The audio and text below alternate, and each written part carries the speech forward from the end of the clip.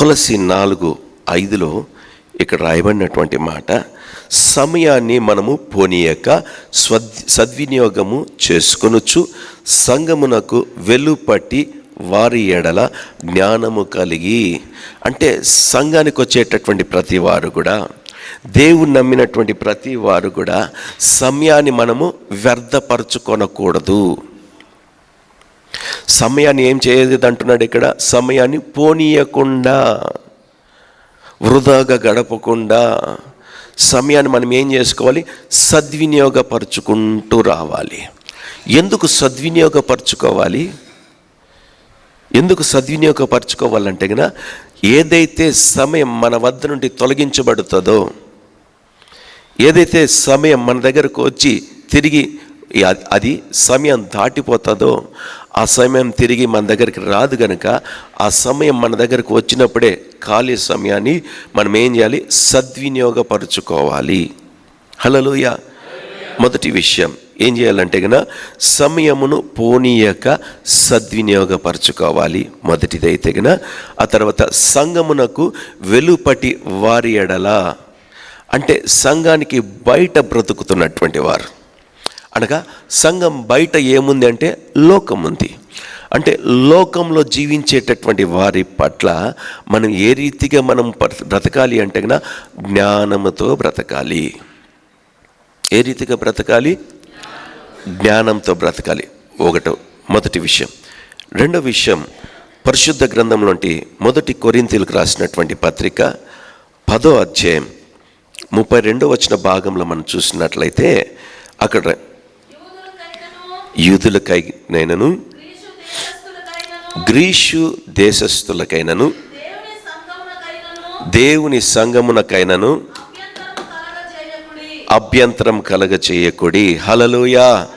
రాయబడినటువంటి మాట, యూదులకైనను గ్రీసు దేశస్థులకైనను దేవుని సంఘమునకైనను మీరు ఏ రీతిగా ఉండకూడదు, మనం ఏ రీతిగా ఉండకూడదు, దేనికి అభ్యంతరకరంగా ఉండకూడదు అంటే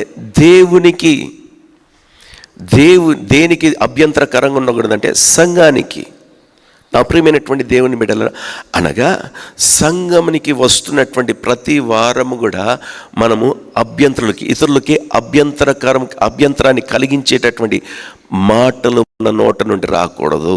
ఇతరుల్ని ఆదరించేటటువంటి మాటలు ఉండాలి, కానీ అభ్యంతరపరిచేటటువంటి భాష కానీ ప్రవర్తన కానీ సంఘంలో నా ద్వారా కనపడకూడదు. హల్లెలూయా.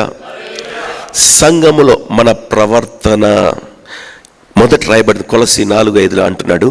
ఏమంటున్నాడు అంటే కనుక, సమయాన్ని మనం ఏం చేసుకోవాలి, ఉపయోగించుకోవాలి. ఆ తర్వాత సంఘం మనం ఏం కలిగి జీవించాలి, జ్ఞానము కలిగి జీవించుదుముగాక. మనము జ్ఞానము కలిగి జీవించుదుముగాక.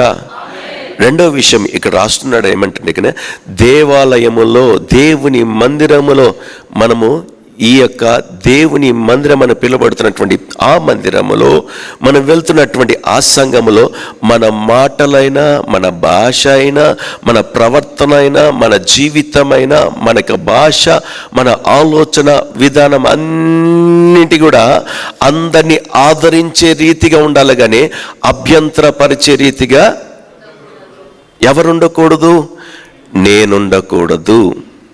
రెండో విషయం, నేను ఇతరులు బాధించేటటువంటి మాటలు నా నోటు నుండి రాకూడదు. హల్లెలూయా. నా ప్రియమైనటువంటి దేవుని బిడ్డలారా, ఇతరులు చేరదీసేటటువంటి మాటలు నీ నోటు నుండి రావాలి. దేవుని మందిరములో ఉన్నటువంటి నీవు, నీ జీవితము ద్వారా, నీ బ్రతుకు ద్వారా, దేవుని ఆలయములో ప్రవేశిస్తున్నటువంటి నీవు, దేవుని యొక్క కుమారుడుగా, దేవుని యొక్క కుమార్తెగా దేవుని మందిర ఆవరణంలో ప్రవేశిస్తున్నటువంటి నీవు, నీ భాష ఎప్పుడు కూడా ఇతరుల్ని దగ్గర చేర్చుకునే, అనగా ఆదరించేటటువంటి భాషే నీ నోట నుండి వెలువడునుగాక. హల్లెలూయా, హల్లెలూయా.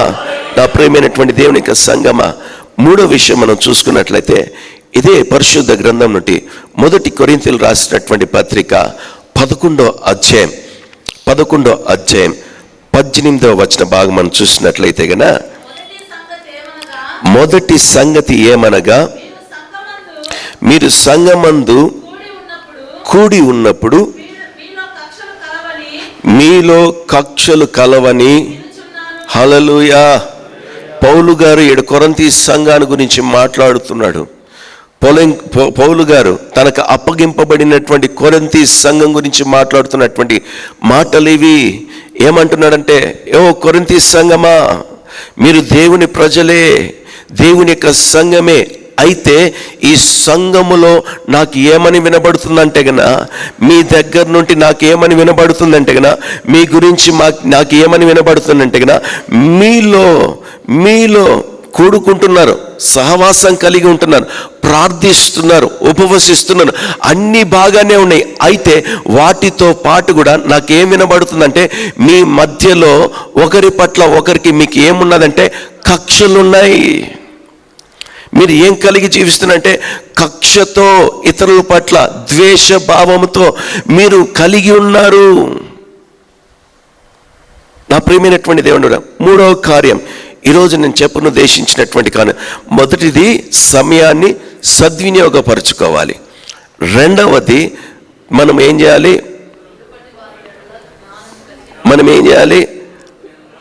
సంఘము లోపటున్న వారు కనుక వెలుపుటున్నటువంటి వారి ఎడల జ్ఞానముతో మనము.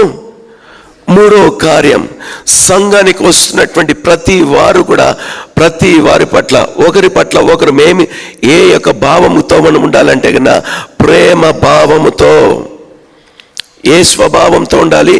కక్షలతో కాదు, అసూయలతో కాదు, ద్వేష భావాలతో కాదు. మనం ఏ స్వభావంతో ఉండాలంటే స్నేహ భావంతో ఉండాలి. హల్లెలూయా. సంఘానికి వస్తున్నటువంటి ప్రతి వారి ఎడల మీ యొక్క హృదయాంతరంగములో ప్రతి వారి పట్ల మీరు ఏమి కలిగి ఉండాలంటే కక్షలతో కాదు, ప్రేమ ప్రేమ ప్రేమ ప్రేమ స్నేహ భావం మీరు కలిగి ఉందురుగాక. స్నేహ భావం మీరు కలిగి ఉందురుగాక, ఆ రీతిగా జీవింతురుగాక. నజరేయుడైనటువంటి యేసయ్య అటువంటి కృప మీ ఎడల చూపెట్టునుగాక, కృప చూపెట్టునుగాక. ప్రతి ఒక్క అభ్యంతరకరమైనటువంటి కక్ష భావాలన్నీ కూడా మీ జీవితాల్లో నుండి నా యేసయ్య తొలగించి వేయునుగాక. హల్లెలూయా. ఒకవేళ మీ జీవితంలో ఇటువంటి లేక నా జీవితంలో కక్ష భావం ఎవరి ఎడలైనా ఉన్నట్లయితే, ఒకవేళ అందుబాటులో ఉంటే క్షమాపణ అడగండి, సమాధానపరచబడండి. నా యేసయ్య మీ యొక్క జీవితంలో ఒక మేలైనటువంటి కార్యం పరలోకము నుండి నా యేసయ్య మీకు అనుగ్రహించునుగాక.